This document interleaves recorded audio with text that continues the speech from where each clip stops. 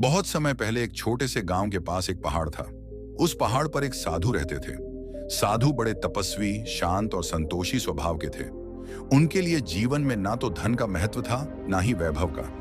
उनके पास केवल एक लकड़ी का कमंडल, एक चटाई और भगवान का नाम ही था। लोग अक्सर कहते कि साधु महाराज के पास अद्भुत शक्ति है, जो कुछ वे चाहें वो हो सकता है। लेकिन साधु कभी अपनी शक्ति का उपयोग किसी लालच के लिए नहीं करते थे। वे सिर्फ भगवान का नाम जपते और लोगों को भलाई का संदेश देते। गांव के लोग उनके पास अपने दुख सुनाने आते और साधु उन्हें केवल यही समझाते कि संतोष सबसे बड़ा धन है। लेकिन हर इंसान साधु की बातों को नहीं मानता। गांव में ही एक धनी व्यापारी था। व्यापारी बहुत अमीर था, लेकिन उसके मन में और ज्यादा धन पाने की भूख थी। उसका लालच दिन ब दिन बढ़ता ही जा रहा था। उसने साधु की शक्ति के बारे में सुना तो उसके मन में विचार आया कि क्यों ना साधु से धन मांगा जाए। एक दिन व्यापारी साधु के पास पहुंचा और बोला, महाराज, मैंने सुना है कि आप जो चाहें वो कर सकते हैं।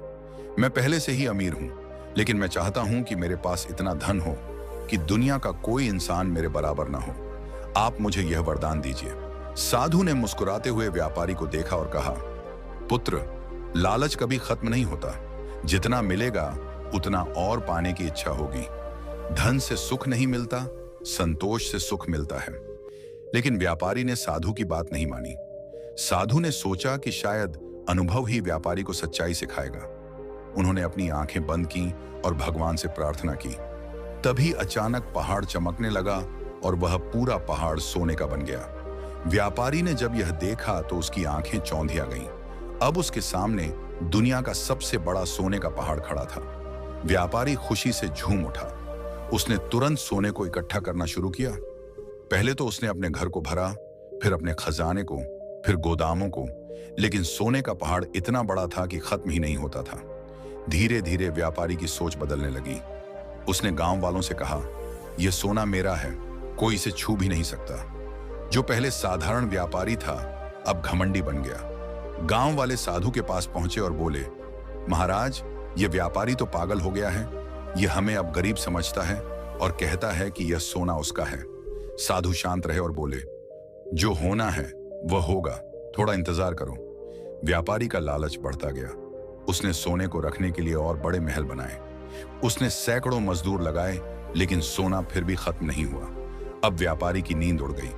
वह सोचता, इतना सोना है तो और इकट्ठा कर लूं, अगर कोई और ले गया तो। उसकी रातें जागते जागते गुजरने लगी। उसे खाने पीने की फुर्सत ही नहीं रही। शरीर कमजोर होने लगा। आंखों में थकान और चेहरे पर चिंता की लकीरें आ गईं। धीरे धीरे उसका परिवार भी उससे दूर होने लगा। पत्नी बोली, तुम्हें हमसे ज्यादा सोने की चिंता है, तुम हमें भूल चुके हो। बच्चे भी उसे छोड़कर चले गए। लेकिन व्यापारी को अब बस सोने का पहाड़ ही दिखाई देता था। एक दिन व्यापारी ने सोचा, क्यों ना पूरा पहाड़ काटकर सोना अपने घर में ले आऊं। उसने मजदूरों को आदेश दिया कि पहाड़ को काटना शुरू करो। मजदूर दिन रात काम करने लगे, लेकिन पहाड़ खत्म ही नहीं होता। जैसे जैसे वो काटते, वैसे वैसे पहाड़ और बड़ा दिखाई देता। आखिरकार मजदूर थक गए और काम छोड़कर भाग गए। अब व्यापारी अकेला रह गया। उसने अपने हाथों से सोना खोदना शुरू किया। उसके हाथ घायल हो गए, खून बहने लगा, लेकिन लालच उसकी आंखों पर पर्दा डाले हुए था। एक रात व्यापारी थक कर पहाड़ के पास ही गिर पड़ा। उसकी सांसें तेज चल रही थीं। उसने आखिरी बार ऊपर देखा और सोचा, मैं इतना सोना इकट्ठा करने आया था, लेकिन अब मेरे पास खुद की जिंदगी ही नहीं बची। और वहीं उसने अपनी अंतिम सांस ली। सुबह गांव वालों ने देखा कि व्यापारी का शरीर पहाड़ के पास पड़ा है और उसके चेहरे पर अजीब सी मायूसी है। साधु आए और बोले, देखो पुत्रों, यही है लालच का परिणाम। सोने का पहाड़ भी उसे सुख नहीं दे पाया। धीरे धीरे सोने का पहाड़ गायब हो गया और फिर से साधारण पहाड़ बन गया। साधु ने गांव वालों से कहा, धन से कभी सुख नहीं मिलता, जितना है उसमें संतोष रखो। जो व्यक्ति संतोषी है वही सच्चा अमीर है।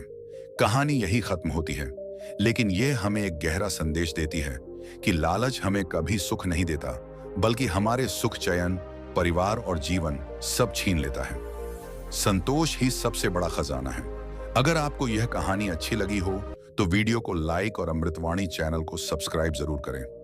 आपके जीवन में कोई समस्या हो या कोई प्रश्न हो तो कमेंट में लिखें, मैं उसे समझने का प्रयास करूंगा। धन्यवाद।